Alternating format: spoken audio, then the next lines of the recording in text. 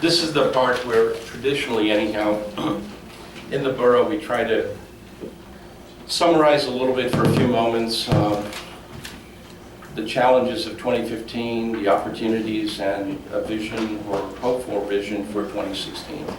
And I think an enormous debt of gratitude by me is owed to all members of the governing body, especially those who have served. And I did not recognize him earlier, but Councilman Janelle is also here. He used to be on the council. I brought him back out of retirement. An enormous appreciation for everyone who has had the privilege and the honor of serving in public life on this day. Without exception, everybody has been extraordinary. They've all been people of goodwill, men and women who have given up so much of their personal life. And I think sometimes we lose sight of that when we read some of the blogs and we get depressed. But just look at the good things you're doing and the good things that others have done. And that's how we got here. We all worked well together. And I anticipate and I envision that to be a continuation in 2016. I want to thank all of our employees, and I'm not going to start mentioning names like I did in the past because everyone wants to get out of here, but all of our employees, whether they work at this building or Public Works, whether they're uniformed or volunteers, day in and day out, especially the EMS people that respond without, and I read a whole list of EMS people, and people think they get paid. They don't get paid. They do it because they want to do it, because they help others. So all of our employees and volunteers have put in so much, so much into making this town the best it possibly can. And sometimes we lose sight of that when somebody complains at a council meeting, but all of our people at all of our departments are overworked and underpaid for what they do. But they do it because they want to serve others and they do it well. So I think we want to continue in that spirit, all of us together. But in 2015, I think frankly, we actually ended the year in a rather, 2015 was a year of accomplishments, it was a year of challenges, and also a year of change. So maybe if I can briefly hit those 3 bullet points. Briefly. She said the key word is brief. I will now proceed to the Latin part of the speech. Just for Councilwoman Horton. Accomplishments is, our budget was good. Thanks to Herculean efforts by the Finance Committee, we actually got our budget in shape. People working well together to put it in shape. We had a balanced budget. Our departments worked well. We made some changes in some of the departments to make them work better. We got through it. And in 2016, we are in better shape than we have ever been before. The tax rate was flat, which is good. We have an increasing school population. We have increasing school challenges that also impact on our tax rate. And more often than not, we are asked to respond to those changes, and sometimes we can't. But we do the best we can with working with our partners in education to provide the best of services for our youngest residents and their families and those who are not so young in their declining years. So I think all of our departments responded extraordinarily well. Despite the fact that we had a challenging budget, our tax-exempt properties have gone up again. We had extraordinarily successful multi-year appeals in the tax court. And because of the economic circumstances, obviously, they were all settled in this year, and they do impact on the tax rate. And it's a very complicated scenario, but it's things that we as governing members have to approve and pass on to the general population.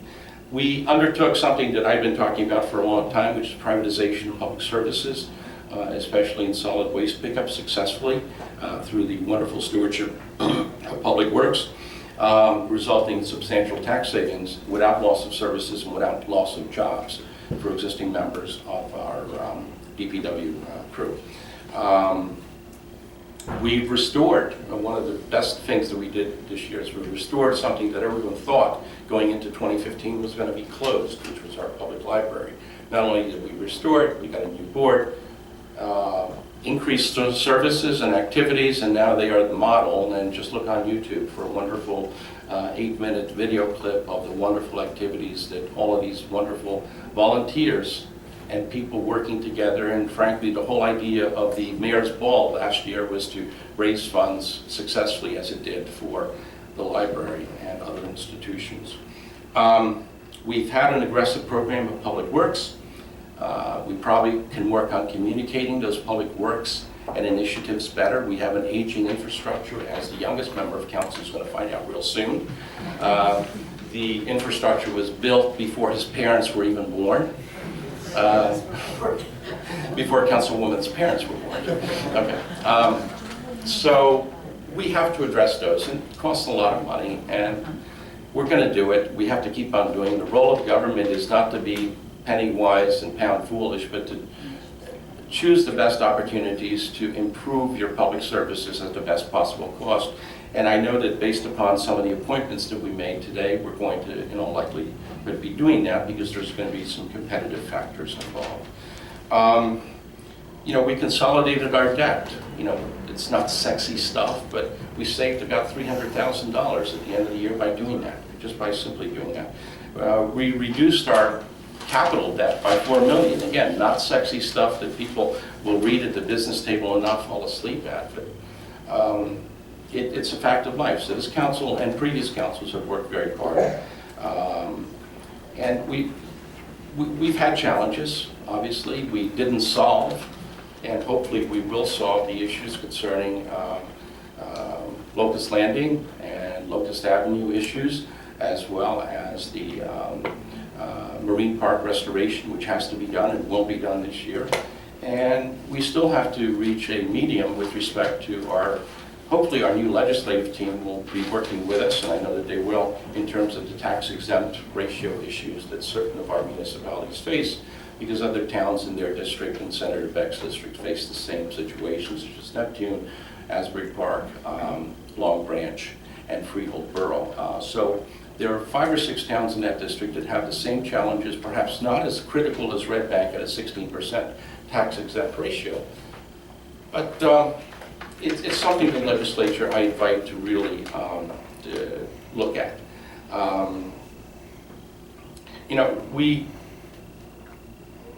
The change is we lost some partners that we were used to working with, and of course that's part of life, it's part of the democratic process, and we respect that. The subliminal changes that I think that there is a somewhat of a shrinking of our diversity in some of our boards, and I don't think that that's necessarily helpful for the long-range future of our borough, since we have always prided ourselves in being a very proud, diverse, open, and extensive society. So we'll work on that in 2016. But in looking at 2016, I invite the council to focus on the master plan revisions and redevelopment, especially in some critical areas that I think need review because they've changed on their own initiative, and it's a good time for us to sit back and start looking at it. Train station redevelopment area has changed demonstrably, and we're still dealing with anachronistic regulations that were adopted in the 1980s. So I think we have to do a limited master plan revision and change with the Shrewsbury Avenue corridor to finally link up Shrewsbury Avenue to the train station area, as well as to the Broad Street corridor to make both West and East Red Bank part of the same cohesive unit, and to provide the same financial incentives as well as economic opportunities and commercial opportunities for the east side and the west side of Red Bank, working in a planning perspective. I think we can do that. If we got some smart people on the council, and I'm extraordinarily excited because we have some young vision who do get around. Some of our council people do spend time in other towns and see how it's done from a 20 and X generation type viewpoint, and that might be helpful in our view. And as I said before, and I hate to say it again, but the age of Mayberry is long dead, and we have to look forward. We have to be competitive. The commercial business district accounts for 45% of our tax base. If it wasn't for the commercial district, we would be taking in more wind. I should say, I was going to use another word, but I can't. The senator's here. But so if we expand on some of these planning directives, I think we can bring the type of people that move to Red Bank because they're proud of the way the Red Bank has developed. They're happy with the way the Red Bank has developed into a more urbanist feel, a place where younger people as well as older people can move in, and it's a community of place and it's a community of destination. It's inviting to the arts, it's inviting to business, and I think we have to work on making it even more inviting and create more incentives for them to move in. We have an extraordinary opportunity with a $20 billion development of the Count Basie Theater, which is going to be a model for all of central and northern New Jersey. It can also be a model for extraordinary business opportunities for Red Bank and for housing opportunities for Red Bank, to lure in the type of creative individuals and people that have moved into Red Bank in the past number of years, and will continue to do so, in my opinion. So I think we have to work on that a little bit this year. We have to, again, not be afraid of the focus on the arts and the medical community. The medical community is a challenge, but it's also one of our greatest treasures. To have a world-class university medical center that hires 600 of our residents and provides world-class medical care is something for us to embrace and to help them as they continue to be competitive. At the same time, we also have to have candid discussions with respect to the tax consequences under the Morristown case. And I know our borough attorney, as well as our former borough attorney, have already taken steps to do that, which is, again, it's not antagonistic. I think it's cooperative, but we need them, they need us, and I think we have to grow together, and I think we'll do that.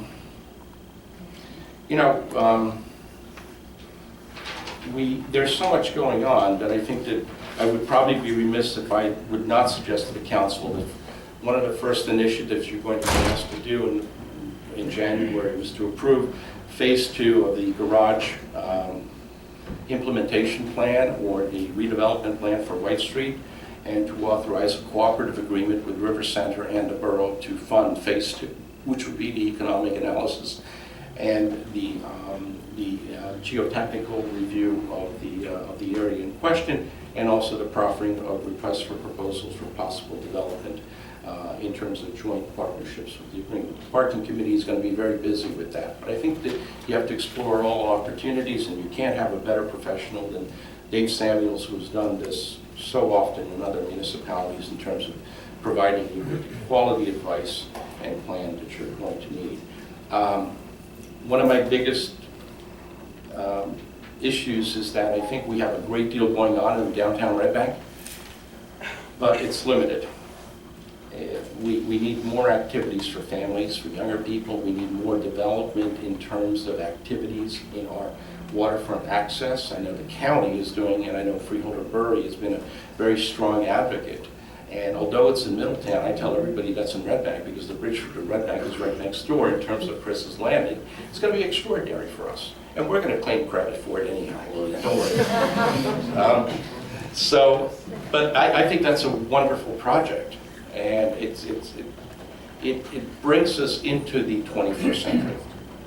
Red Bank can also do a lot more. For 15 years, we had an extraordinary opportunity in Red Bank to continue to have riverboat cruises from municipal facilities at Moving Park, and it was a success. It was both a corporate success, it was a family success, visitor success, and there are discussions going on, and I would invite the council probably as early as January to consider RFPs for a licensing of part of the Marine Park area for docking for riverboat cruises, for just like we had with the Big Kahuna. But that's something for us to consider. There are continuing discussions, confidential and very confidential in nature, with respect to the council's interest in maintaining and preserving and moving forward with a preservation for the Fortune House without impacting the local finances. So there are very active discussions, and hopefully we can roll out some of those discussions and possibilities in the future, but they are optimistic. Lastly, one of the biggest elephants in the room that nobody has talked about is the soon-to-be issues between probably our largest stakeholders in town in terms of our residents, and that is the challenge between the charter school and the public school. They are an autonomous institution, but they are part of Red Bank. And I think that in discussing that, and I've had some discussions with very smart people in the town, that it would be in the council's best interest to, although not take an extraordinarily strong active part, but to, within the next 10 days, invite resumes from individuals who are residents of Red Bank, who are not employees of either institution, and who are not on the board of either institution, to submit resumes for the appointment to a blue ribbon panel of this council, to be chaired by the chair of the Council and Technology Department, Councilwoman Horgan, to be attended to as full members by the superintendent of schools and by the principal of the charter school, and for professionals in the field of education, professionals in the field of social sciences, economists, business people, sit down on a round table in confidential fashion as a blue ribbon committee to articulate the issues between the two boards with the help of the superintendent and the head of the charter school. And again, in strict confidence, come up with a report in terms of what are the issues, what are the consequences of those issues, and what is the financial and long-term impact both for our housing base, our educational base, and our economic base. And to have that report, hopefully, within 30 days of the composition of the committee, because the Commissioner of Education, as I understand it, will probably be making some decisions, and both sides are obviously advocates of those respective interests. But I think that the silent majority would be also better served, and this council would be better served if unaffiliated professionals who are our residents, in many instances retired and have done this sort of thing in the private sector, or the educational sector at universities and colleges, would give us the parameters of that discussion so that if the council were to be engaged in a discussion on that, it would have the benefit of the analysis of people who have studied the issue and have given it some thought and reflective analysis. I think I can help everybody out. So I will be proposing that to be going out real soon because it is time sensitive. And I would encourage the council to support it. It doesn't put us into either side, but it gives us the analysis of people giving us guidance, and that we can reflect on it without a lot of arguments and fanfare on either side, but the way it should be reflected on. Lastly, I've spoken too much. Councilwoman Burnham, as the council president, is hoping that I speak more so that I start choking. You know? I'm only kidding, you see. But I just want to wish everybody a happy new year. I want to thank everybody for putting in the time that's going to take to all of us working together. As I've said before, and I've said this to council, to Freeholder Burry many times, and she agrees, that Red Bank is the jewel in the Monmouth County crown. And it's only the jewel because of good people who work to make it such, and who live here, and who visit us and spend their money here. So I want to wish you all a happy new year. Thank you for your collaborative effort, and God bless you all. God bless Red Bank.